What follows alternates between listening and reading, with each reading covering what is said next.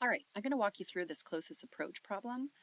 First of all, make sure you put your name in here so it appears on your completed or correct screenshot. So here it says a fixed charge is placed at the origin while a second moving charge is approaching this fixed charge. Okay, so we've got one charge here and this one is moving.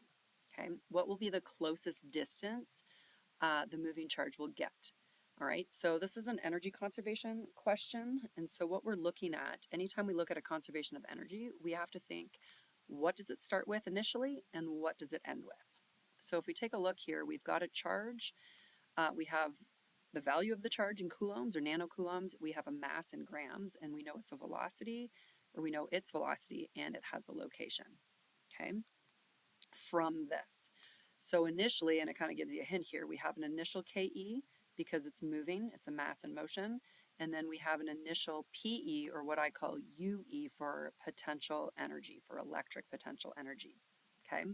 And that electric potential energy is because of the location from this source charge here, all right? Now, when you go to make measurements, I do suggest you actually go in really tight because it does make a difference. Don't just assume, oh, it's 65 millimeters.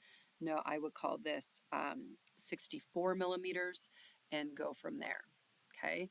When you are doing this, please remember that because we're dealing with joules, we need kilograms, meters, and then obviously coulombs as well, not nanocoulombs, okay? So we're starting with electric potential and kinetic, and then it's going to move and eventually stop as it gets close. It's similar to a ball rolling up a ramp. All right, it starts with kinetic energy, and then as it loses its kinetic energy, it all goes to gravitation potential at the peak, and that's that peak height. We're doing the same thing here. All of this kinetic energy is going to be transferred into just electrical energy.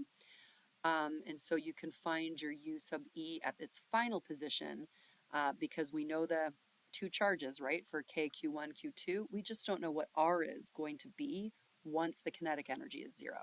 So you can set your U initial plus your KE initial is equal to your U final, and then your KE final is zero to get that distance.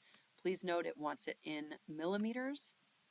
So if I just put in some fake numbers here, and then once you hit check, it's a little bit of a stressful checkpoint here where it's actually going to show you all the way till it stops, hopefully right on that X.